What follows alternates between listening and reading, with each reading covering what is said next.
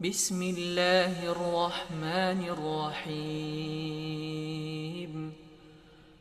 عم يتساءلون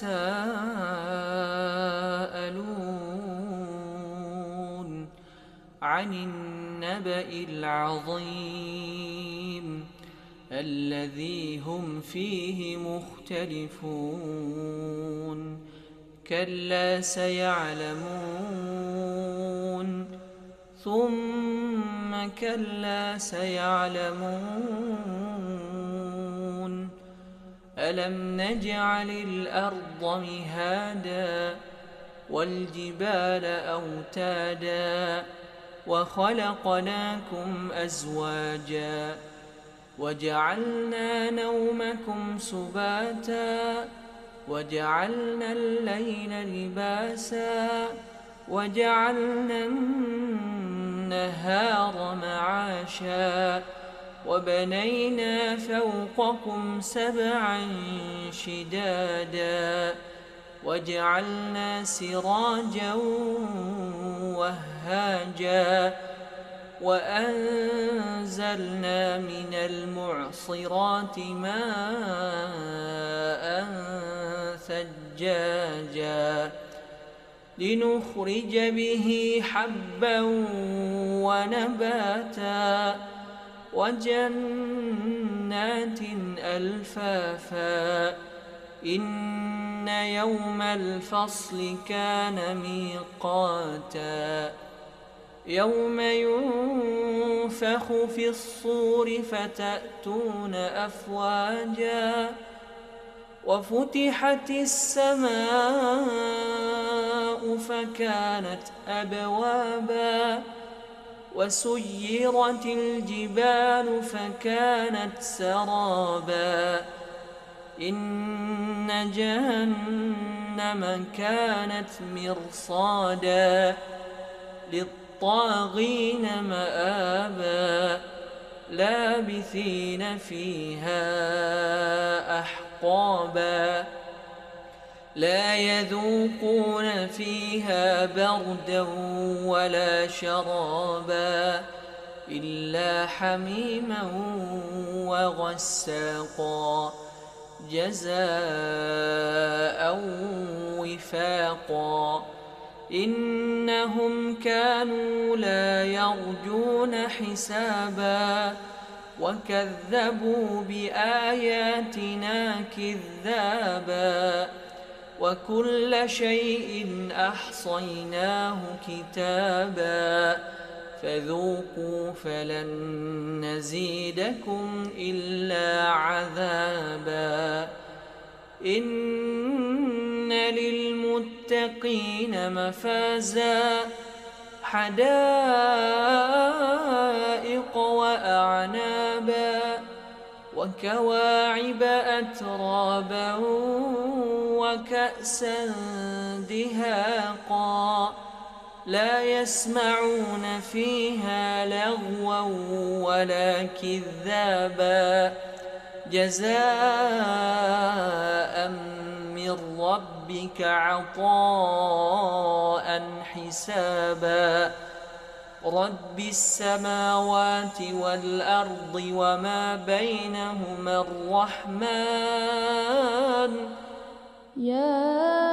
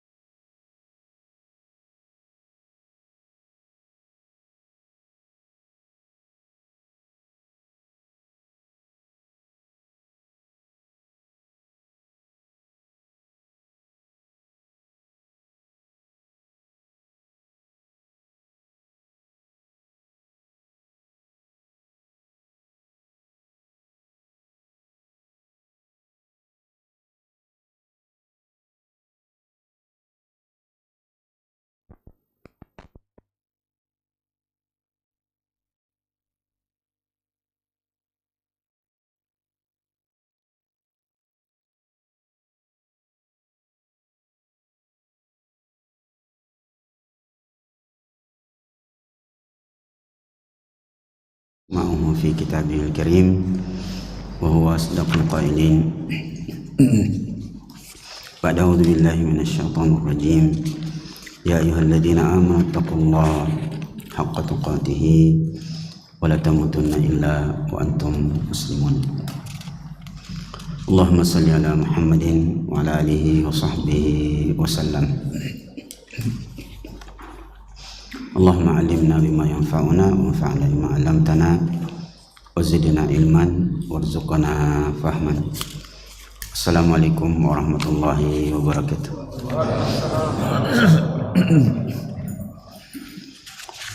Alhamdulillah Bapak, Ibu serta saudara sekalian, kita memuji Allah Subhanahu wa taala. Kita bersyukur atas nikmatnya dan juga tentu kita tidak lupa untuk bersalawat kepada junjungan Nabi kita Muhammad sallallahu alaihi wasallam. Bapak Ibu jamaah sekalian, insyaallah malam ini kita lanjutkan pembahasan kita di Kitab Tauhid. Kita sudah membahas ayat yang pertama yang ditempatkan oleh Syekh At-Tamimi dalam kitab tauhidnya. Wa ma khalaqtul jinna wal insa illa liya'budun. Dan tidaklah aku menciptakan jin dan manusia kecuali untuk beribadah kepadaku. Sedikit pengulangan, illa liya'budun, tidaklah aku menciptakan jin dan manusia kecuali untuk beribadah kepadaku. Dalam bahasa Arab, sekali lagi, huruf lam pada liya'budun menunjukkan bahwa Allah Subhanahu wa taala tidak memaksa hamba-hambanya untuk beribadah atau tidak. Kita sebutkan kaidah bahasa Arabnya bahwa kalau saya ditanya orang, limadha tahmilul kitab, kenapa bawa buku?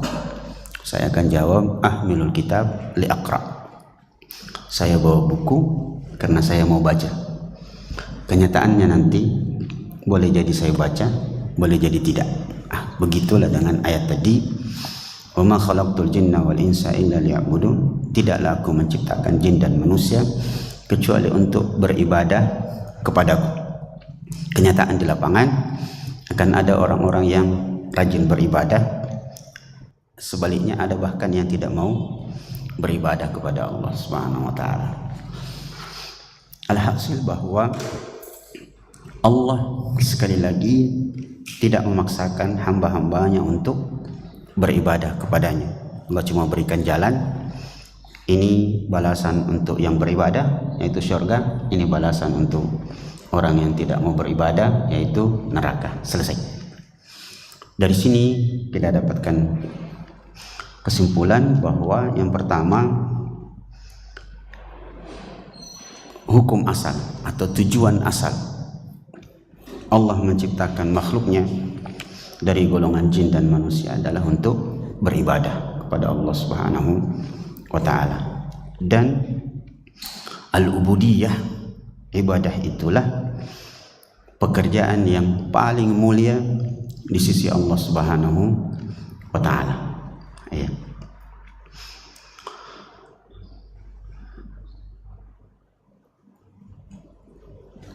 Berikutnya bahwa sebagaimana kita telah jelaskan makna ibadah secara bahasa dan nanti ruang lingkupnya adalah at-tadallul wal khudu', ya, kerendahan dan ketaatan kepada Allah Subhanahu wa taala. Secara istilah kita sudah jelaskan, kita ulang sedikit, dan ulama kita menyebutkan bahwa definisi ibadah yang cukup komprehensif untuk disebutkan adalah definisi yang disebutkan oleh Syekhul Islam Ibnu Taimiyah, yaitu al-ibadah ismun jami'un likulli ma yuhibbuhu Allah wa yardah min aqwalin wa af'alin zahiran kana aw batinan. Ibadah adalah satu nama yang lingkupi perbuatan atau perkataan, baik secara zahir ataupun secara batin, yang semua itu diridhoi oleh Allah Subhanahu wa taala. Alhasil bahwa ibadah secara umum terbagi dua.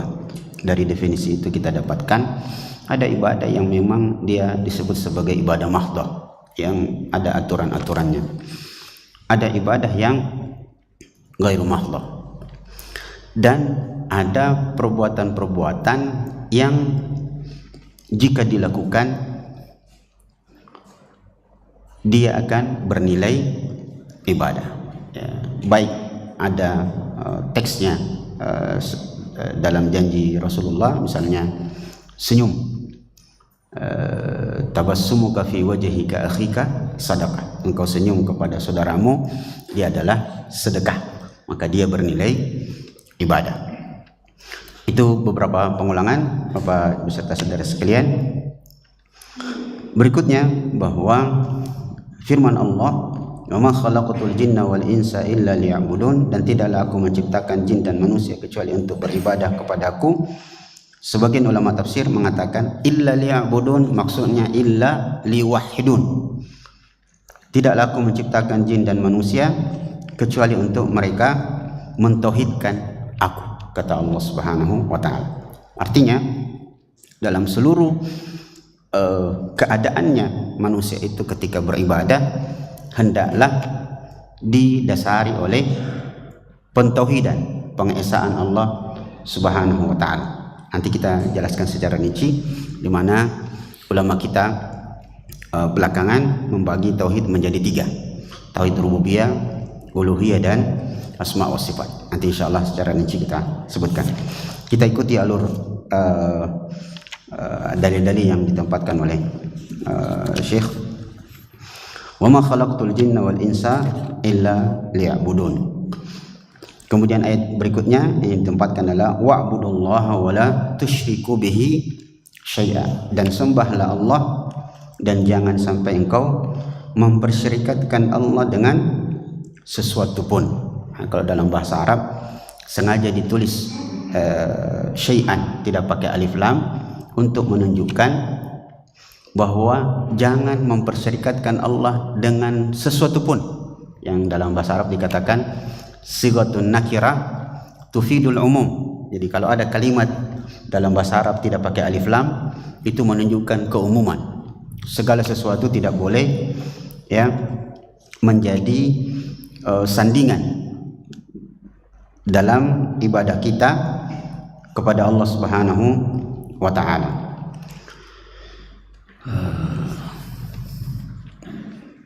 Tentang syirik, Bapak Ibu jemaah sekalian, kita sudah paham bahwa dia adalah dosa yang sangat berbahaya. Siapa saja yang mati dalam keadaan musyrik, maka dia akan ditempatkan di dalam neraka dan akan kekal di dalamnya. Bahkan kasarnya itu orang yang musyrik itu bebas tes masuk neraka, bebas tes orang yang musyrik. Kenapa?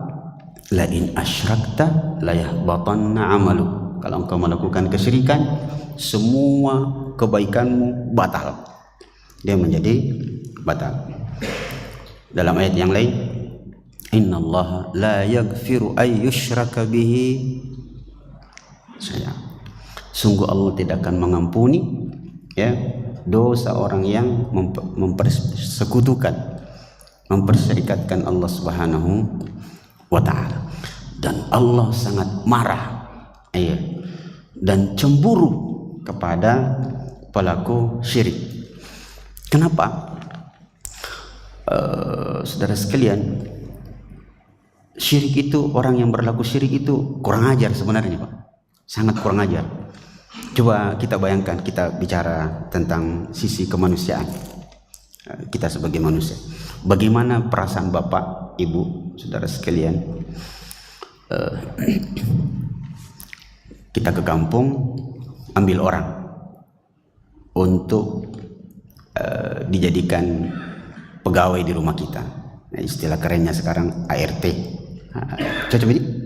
Asisten rumah tangga. Nah, ya.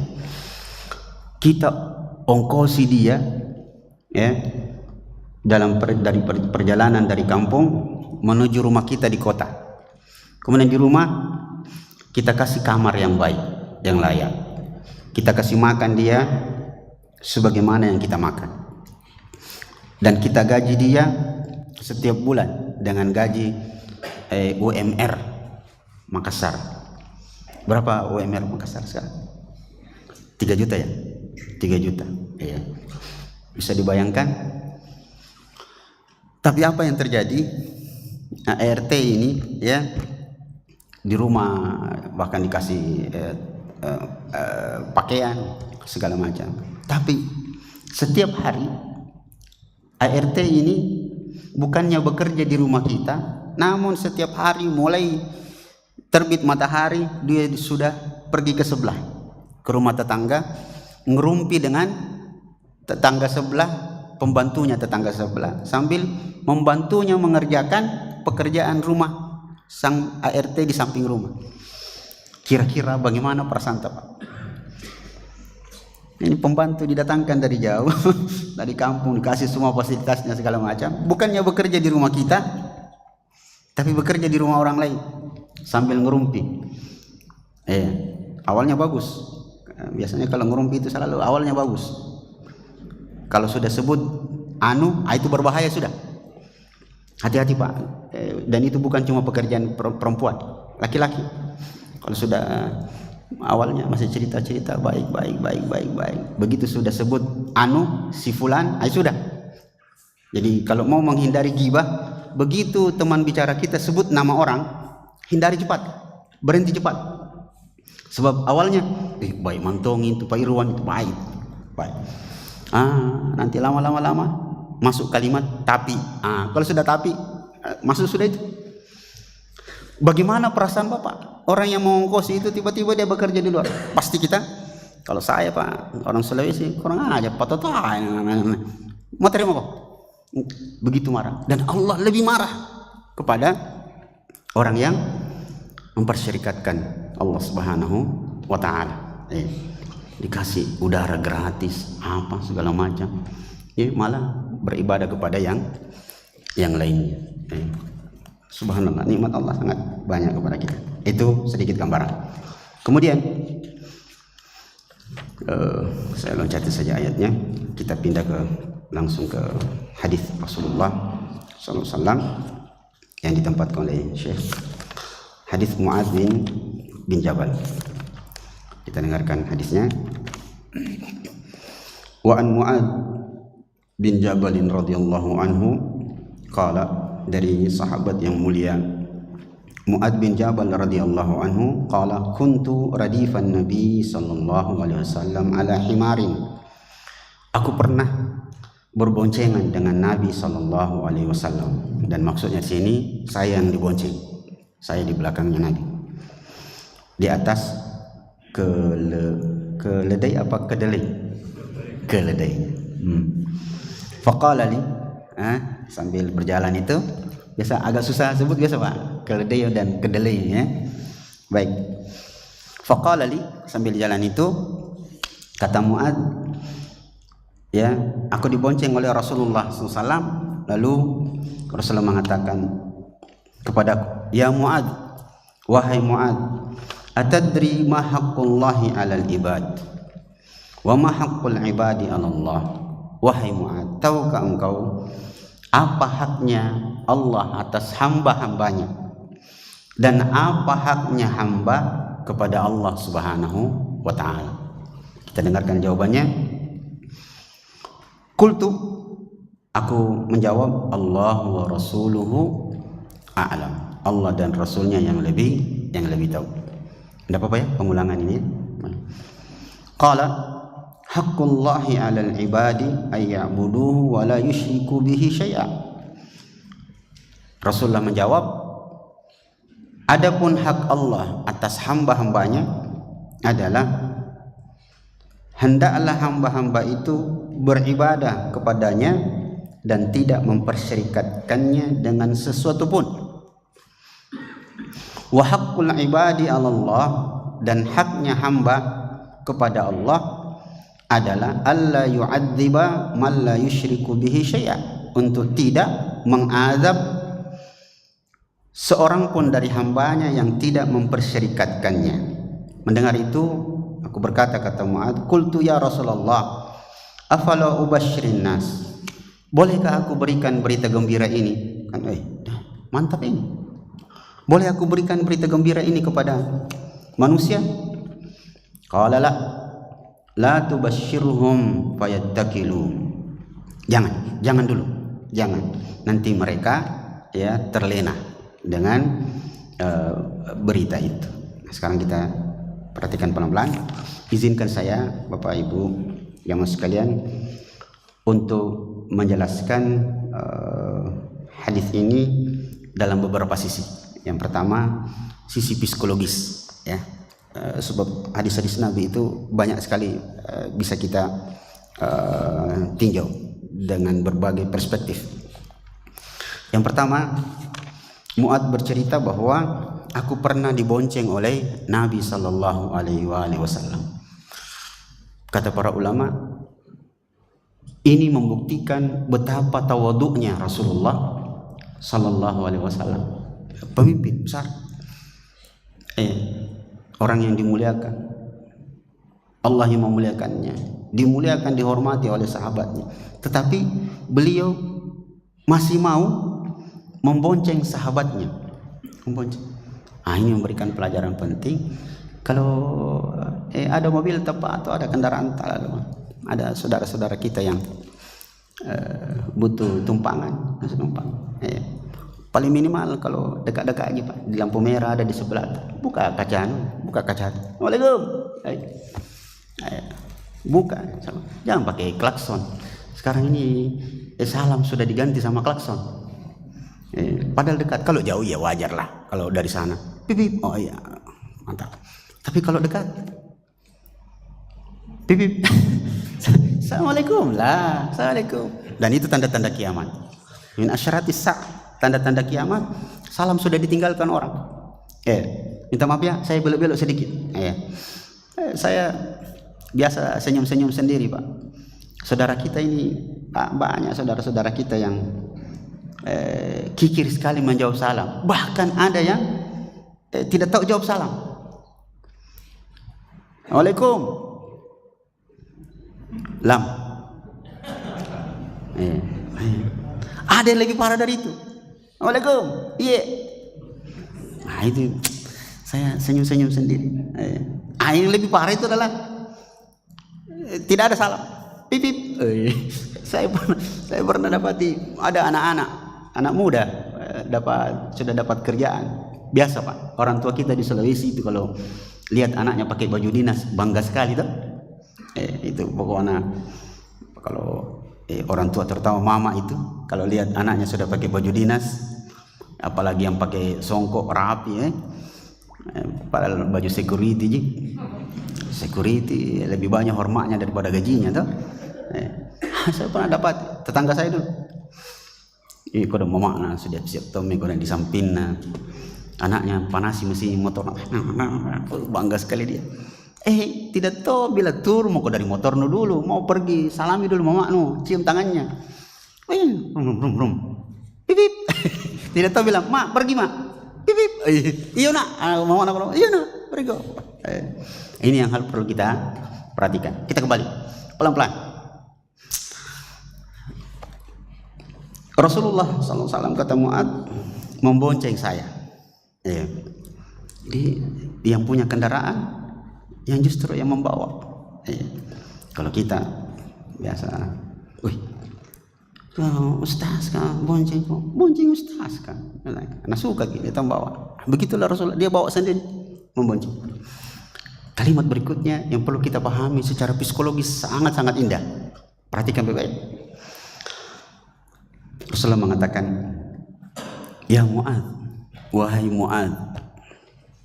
Kalimat ini Bapak Ibu jemaah sekalian memberikan pelajaran kepada kita. Kalau kita memberikan tumpangan sama orang, di kendaraan kita, baik itu motor atau mobil, apalagi berbicaralah, ajak ngobrol itu orang yang kita berikan tumpangan. Ya, jangan sampai dia diam, Anda juga diam. Bisa dibayangkan Pak, kalau tengah malam Bapak lewat di satu lorong, kalau di sini kan rame-rame itu pukul. Kalau yang lewat kanal itu, tiba-tiba ada yang kasih stop kita. Pakai baju biru, bukan baju hitam atau baju putih. Biasa orang baju putih takut. Naiklah dia. Kalau berikan tumpangan, ya ajak bicara orang di belakang. Kenapa? Ternyata secara psikologis kalau kita diam, dia juga diam. Dikhawatirkan masing-masing berpikir aneh-aneh. Siapa ini yang rela sekali kasih tumpangan sama saya, kasih sebentar nak culik kan? Itu yang membawa, yang punya kendaraan juga berpikir kasih ke perampok di belakang ini. Seperti itu. Begitu juga Pak, mirip-mirip kalau kita itu menjamu orang. Kalau menjamu orang, ajak bicara itu tamu Pak, sementara makan, ajak bicara. Jangan diam, yang tuan rumah diam, yang tamu juga diam. Kasihan itu tamunya Pak, betul. Kalau seperti saya jadi tamunya, saya tahu triknya bagaimana caranya tambah. Kalau saya makan lalu enak itu di depan, suguhannya, menunya bagus. Kalau diam ke tuan rumah, saya mau tambah, saya bilang tambah ke Ustaz. Dia akan bertahu.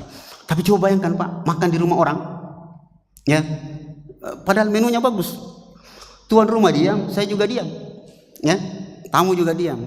Coba bayangkanlah, saking enaknya ini mau tambah.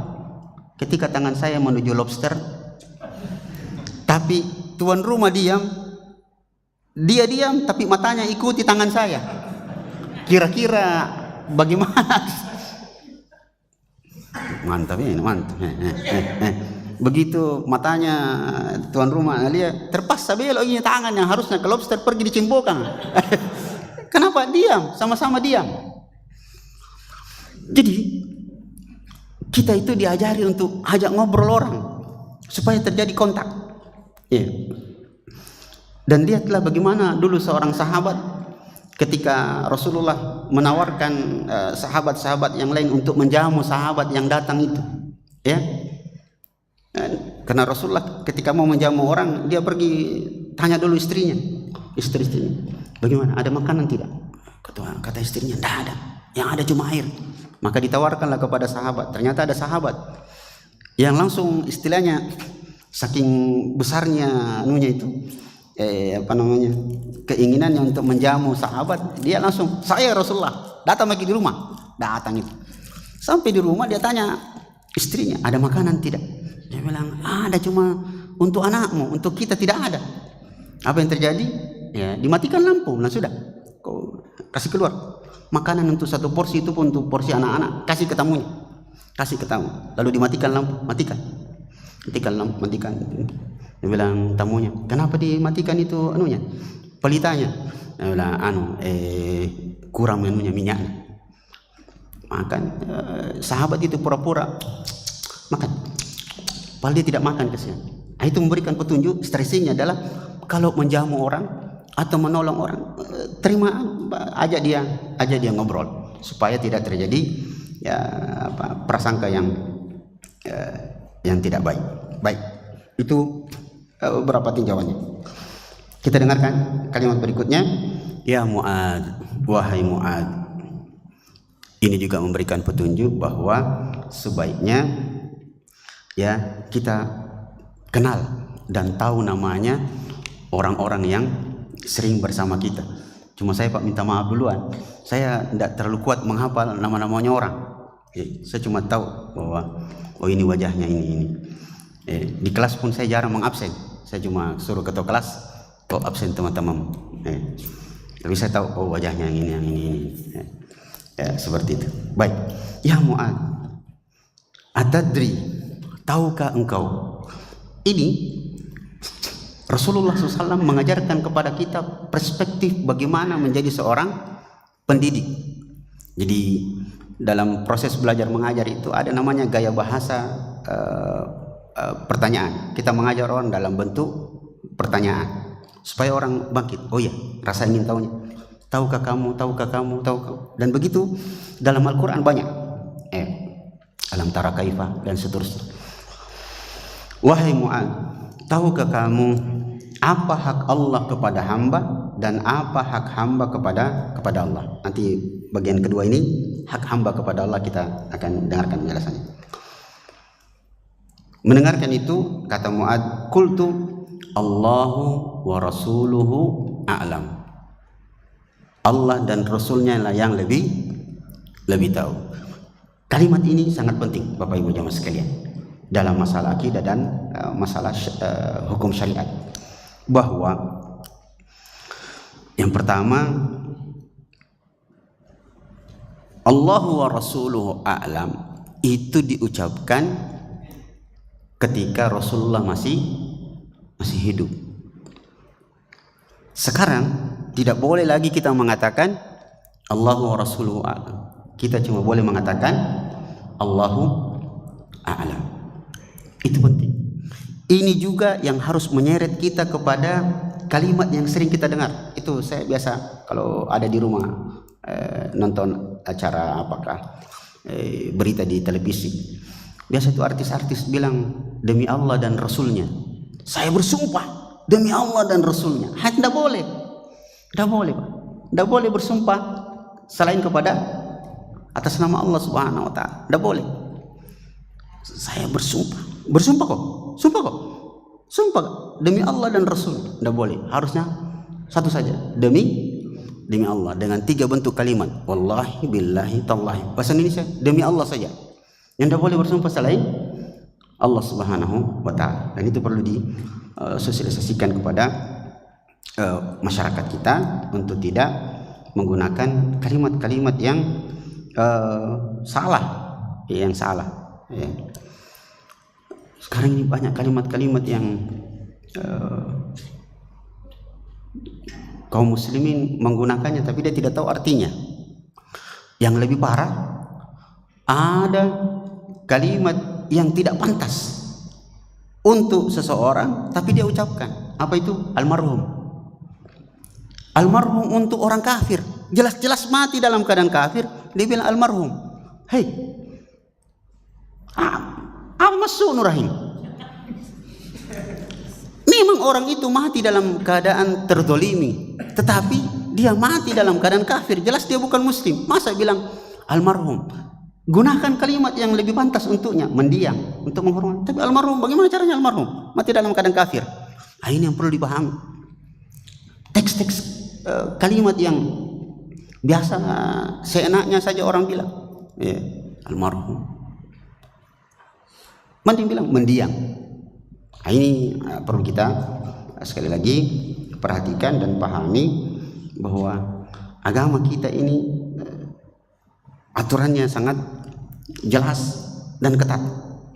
Baik. Allahu wa rasuluhu a'lam. Ya. Sebagian penjelasan dalam beberapa literatur menjelaskan bahwa Mu'ad menjawab Allahu wa rasuluhu a'lam sebagai bentuk penghormatan kepada Nabi sallallahu alaihi wasallam. Ya. Dan mengajar kepada kita kalau suatu saat kita ditanya orang lalu tidak tahu, jangan sota-sota, bilang saja Allahu a'lam.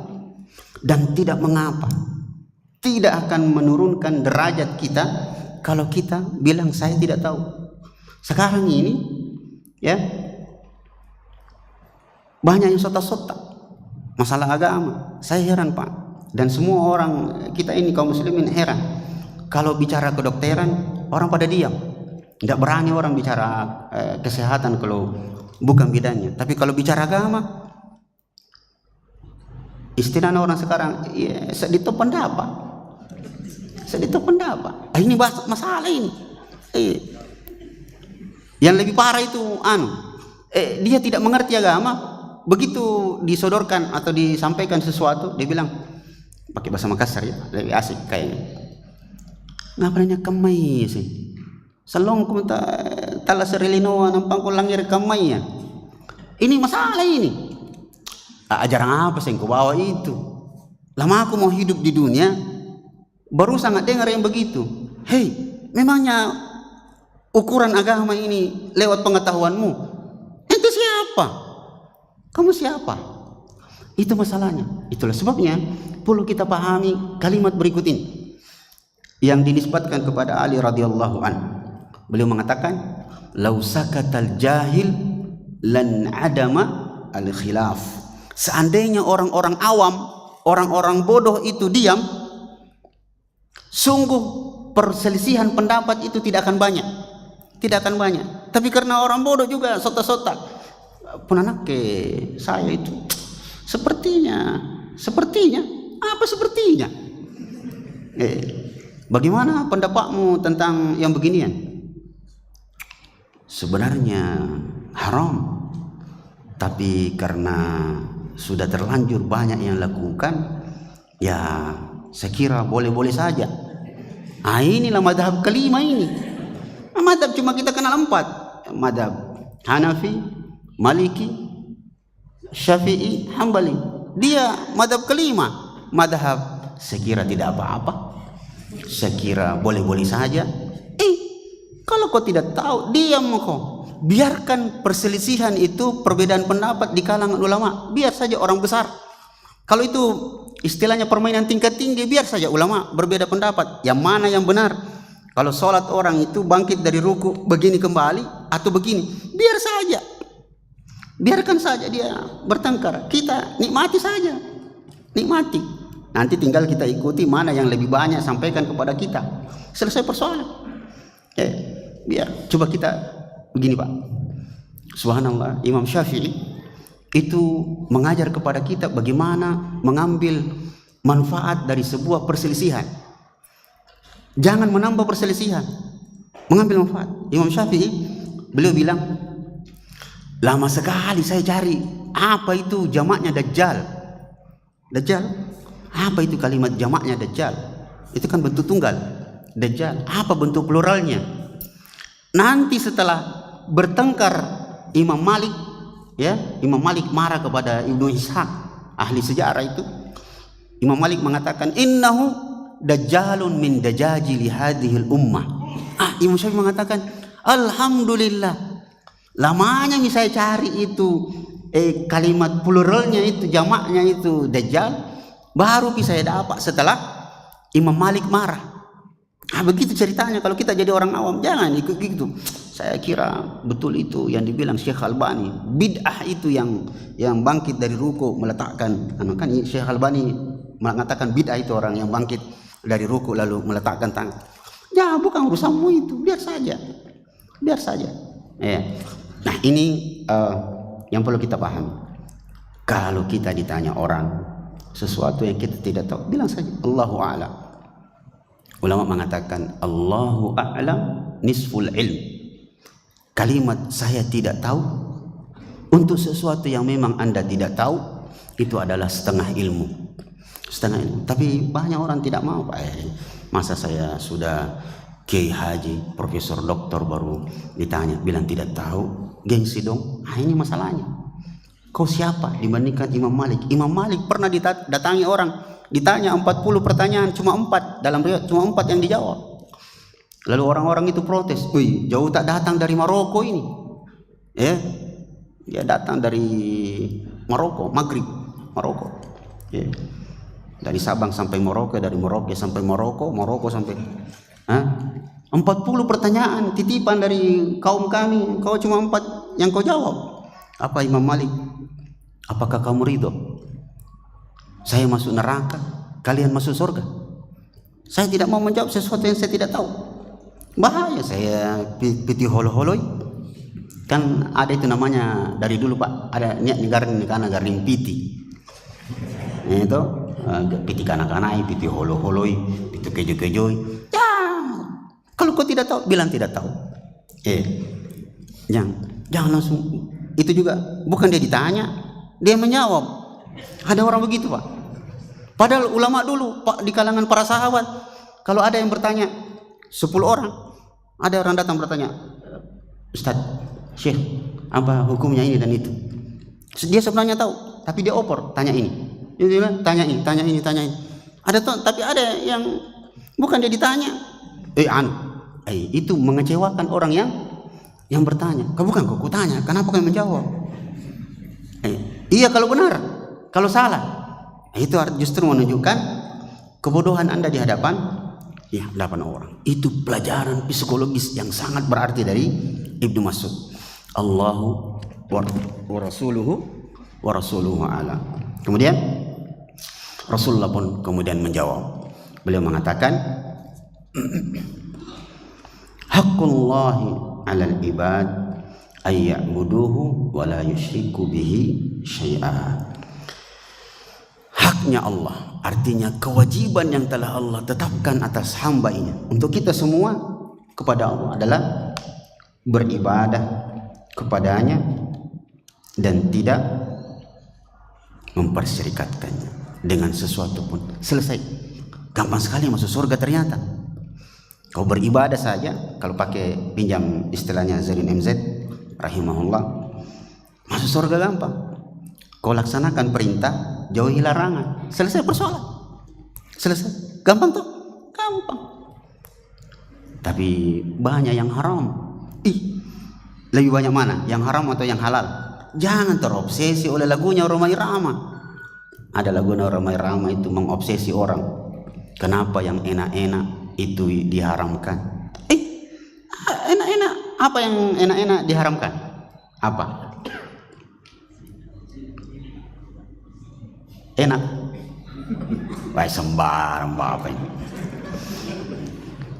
Balok. Tuh. Babi. Ya.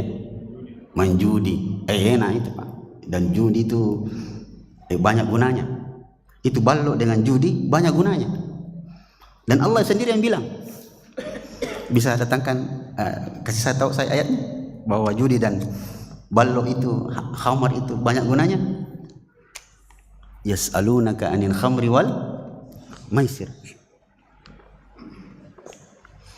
Mereka bertanya kepada Muhammad tentang judi dan balok.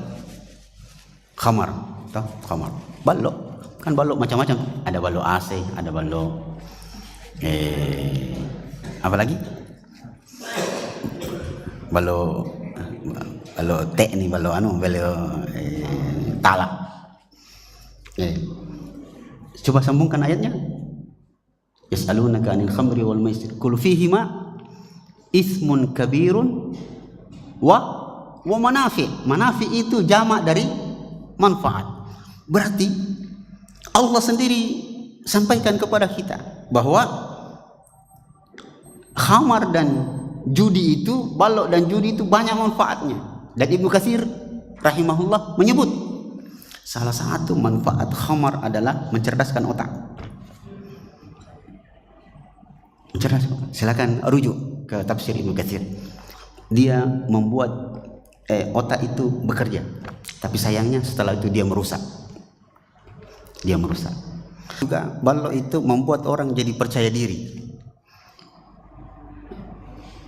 Betul Pak, pede. Kalau Anda tidak pede, minum balok. Pasti percaya diri. Coba bila itu orang minum balok.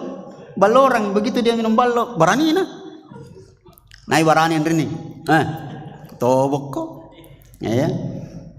Tapi setelah itu harus dipahami kaidah, semua yang diharamkan oleh Allah pasti mudaratnya lebih besar. Makanya wa itsmuhuma akbar min naf'ihima. Dosanya lebih besar. Dan kalau disebut dosanya lebih besar, itu berarti mudaratnya sangat besar. Semua yang haram pasti mudaratnya sangat besar. Ada manfaatnya? Ada. Karena semua yang ada di muka bumi ini tidak ada 100% buruk. Pasti ada manfaatnya. Selalu ada manfaat. Ya, pasti ada manfaat. Kita tahu mencuri ada manfaatnya? Ada. Mencuri perbuatan buruk, tapi ada manfaatnya. Manfaatnya salah satunya adalah gara-gara mencuri orang dapat pekerjaan baru. Itu tukang kayu dulu, tukang kuse. Gara-gara ada pencuri datang pekerjaan baru. Apa itu? Bikin teralis.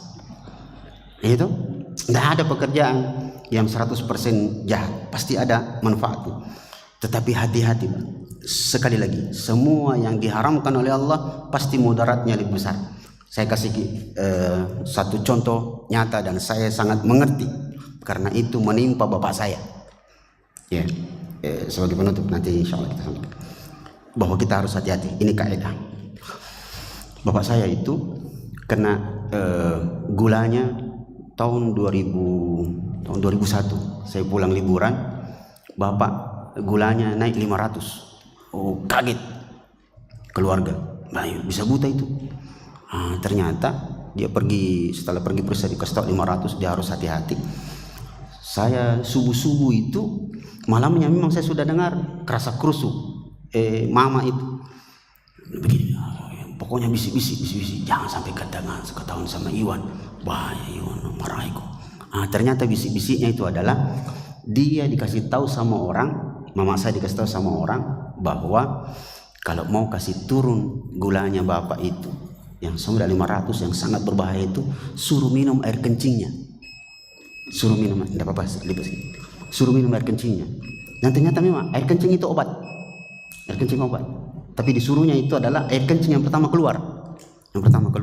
Jadi subuh-subuh saya pulang dari sholat subuh, saya pulang, kenapa ini istilahnya paru sekali ini kamar mandi. Betul Pak. Pagi-paginya bapak pergi periksa kembali, itu hampir nol. Istilahnya gulanya itu langsung hampir normal. Itu manfaatnya. Tetapi setelah itu justru bapak 6 bulan kemudian justru lebih parah, gangguan di otaknya, dan sampai meninggal, dibawa mati penyakitnya. Jadi kaidahnya adalah kalau Allah bilang haram, jauhi cepat karena pasti mudaratnya lebih besar. Itu pelajaran yang bisa kita dapatkan perjalanan hadis tadi. Saya sudah minta izin bahwa kita cari beberapa perspektif dalam teks-teks ucapan Rasulullah sallallahu alaihi wasallam. Sallallahu alaihi Muhammadin wa alihi wasallam. Assalamualaikum warahmatullahi wabarakatuh.